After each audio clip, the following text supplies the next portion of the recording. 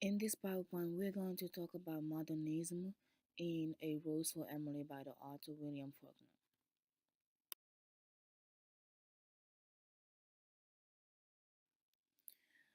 This short story discusses the life and death of Emily Grierson, who is the protagonist of the short story. She represents the South within her hometown of Jefferson, Mississippi.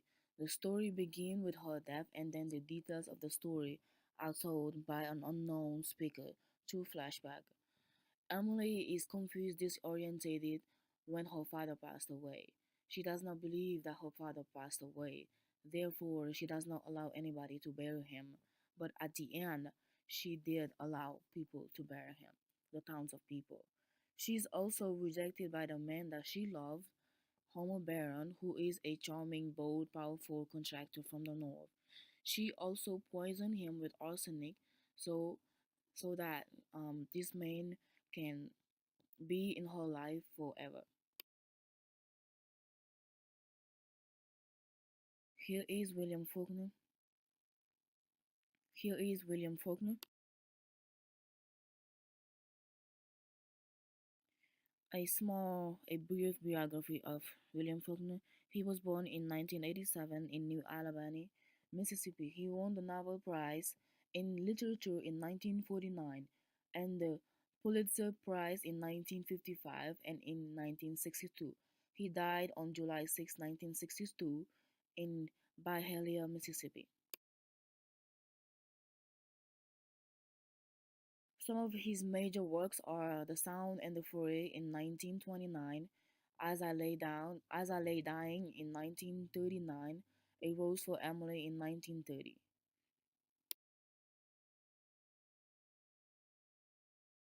So Faulkner's writing style and technique include the stream of consciousness, which means the story is told from the character's thought, feeling, and reaction, and they are revealed through a continuous flow. He also uses structure disorder, which is the opposite of sequence chronology. William Faulkner does not write his story from like in chronology order, such as starting from the beginning, middle, and end. He writes his story in this order, and he uses the first person narrative story, which means the story is told from the main character's point of view.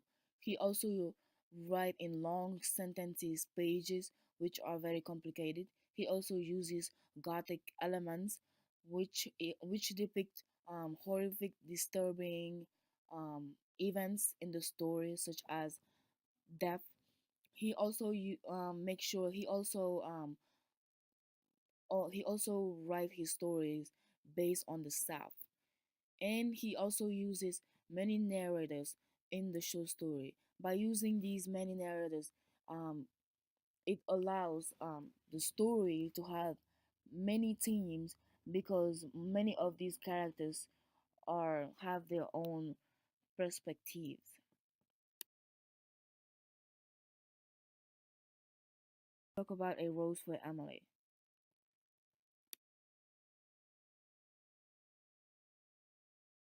The summary of the short story. There are five sections in this short story, and the events in the story are written in this order. The first section, the story begins with the announcement of Emily's death and the fact that the townspeople went to her funeral. And also, after she passed away, the previous mayor, who is part of the Old South, Colonel Sartori, suspended her taxes payment, but now the new mayor comes to ask for her taxes. On section 2 is a flashback to when Emily lost his father and the abandonment of her beloved, which is Homer Baron. On section 3 and 4, it is after her father's death, and Emily fell sick for a long time. And on these sections, she meets Homer, her lover, and this man is from the north, and he paved the streets with his colleague, and also on this section, she poisoned and murdered him, And then no one ever saw this man for a long time until Emily passed away. And on section 5, it is Emily's ceremonies. Her death, her death ceremony happened, and also people, the towns of people discover Homer's death, which is released after 40 years later.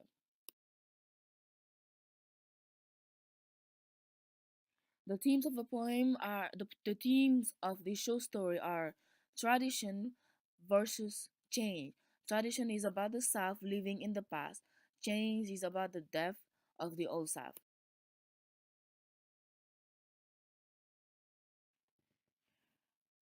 On tradition, living in the past, Miss Emily represent a tradition, duty, and care, a sort of hereditary obligation upon the town, which means Emily is part of the old South, and the old South tradition are meant for women to follow the traditional rules, and they're not supposed to be working.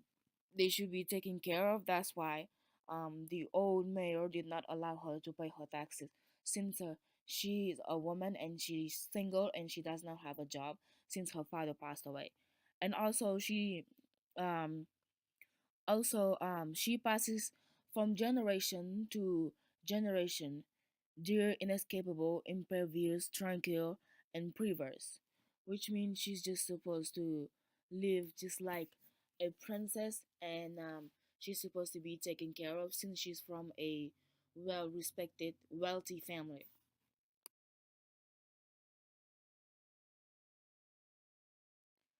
Emily is also a symbol of the old South because she depends on her slave, which is a black man. She also, her house used to be beautiful, and it was decorated with cupolas and spires and scrolled balconies. The house was a white big house, like those film where slavery film where slave owners own like a big white house. And Homer, the northerner, took advantage of Emily just as her neighbor were gossiping about him because they believe that Emily's family, they hold traditional values that they should not be marrying or being in a relationship with somebody who's not from the same rank as them. That's why they are called Yankee. The people from the north are called Yankee.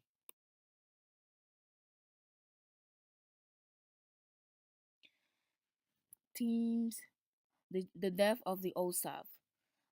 From this code, we can say that Emily represent the old South. When she passed away, the last remaining things of the old South died with her, such as the old men in their Confederate uniforms are on the path of joining her in the old world of the dead as they are old.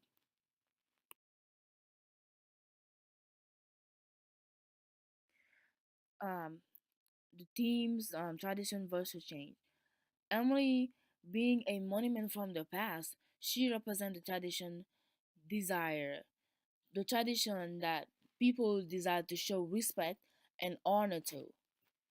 And she represents a burden, and she's not part of the outside of the world because of her strange behavior that the residents of the old south aren't able to understand because she her bedroom are her bedroom have like horrific disturbing things that stop time, which is the death of Homer, and also um her death as well too.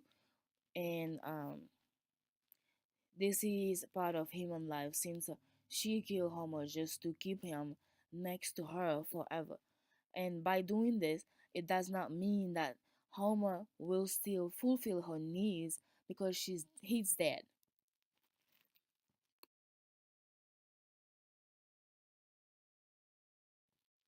The setting of this show story is located in Yoknapatawpha County.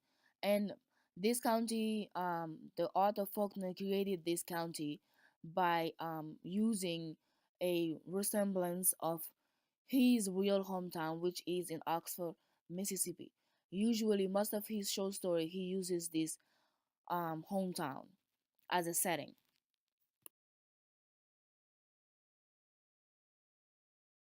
So modernism is a literary and cultural movement that originated from Europe and later spread to the U.S.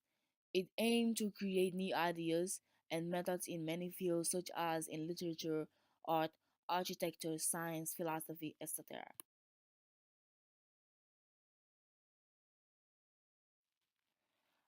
Now we're gonna talk about modernism in the story. Emily's house is part of modernism because her house used to be like an Eden, like the Garden of Eden. It was a beautiful house, a big white house, like way better than all the houses around her town. But now, since modernism is happening in the town, her house is getting old, and all the building, all the sidewalks around the town is being remodeled, and her house still was sitting there being old. And Emily's losses, when she lost her father, and the fact that Homer abandoned her, means this is part of modernism because modernism involves um, passion, passion of the human heart, and also the idea of supporting her as being an independent because she lost her father and also her beloved. This means that she's independent. And the fact that the town is being remodeled is also part of modernism because modernism is about progressing and doing new things.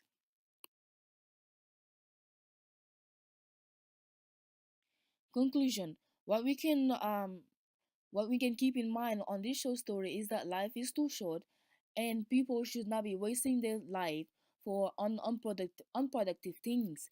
It is understandable that we can feel angry and sad for the loss of a loved one, but it does not mean that it is the end of the world. People should move on with their life and pray for their lost ones and just move on with life. Know that this is part of life and everybody will go one day.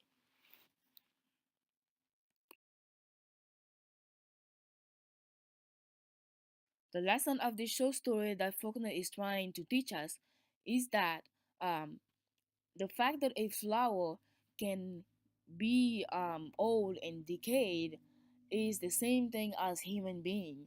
We will all get old and then pass away one day. Nothing lasts longer, no matter what.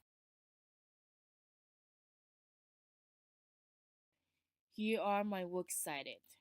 Here are my works cited.